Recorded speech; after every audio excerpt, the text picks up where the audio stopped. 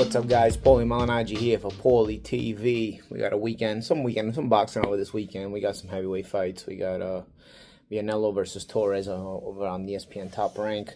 In England, we have Hrgovic versus Joyce. They're not your top 5 heavyweight, but I'd say it's your top 15, top 20 heavyweight matchups.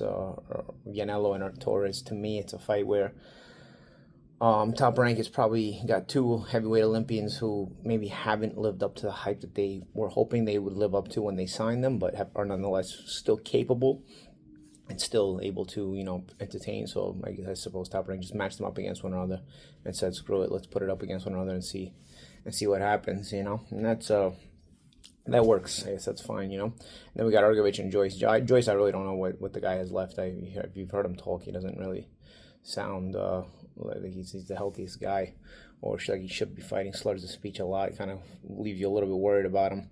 Also, he's a little bit advanced his age, late 30s, maybe early 40s at this point. With Hrgovic, looked really bad against Dubois, but I think that he's a guy that you're kind of wondering in this fight. If you make this fight, you probably made it more on behalf of Hrgovic, and you're saying, okay, it's sort of a re-entry fight for him against a name guy who's probably past it. Hrgovic looked really bad in the Dubois fight, but it's been a while, so if he can get a key win here and look good doing it, he can probably position himself back in the heavyweight mix, at least to some degree. To me, that's the mindset behind the making of this fight.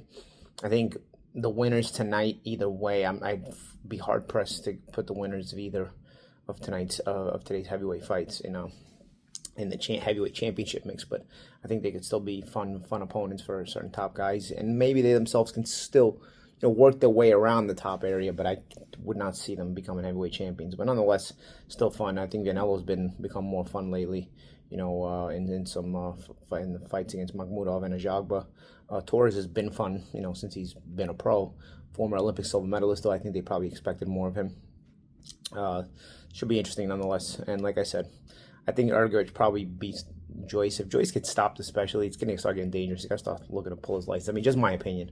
I don't know what you guys think, and I'd really like to know what you guys thought, especially you guys out there in England.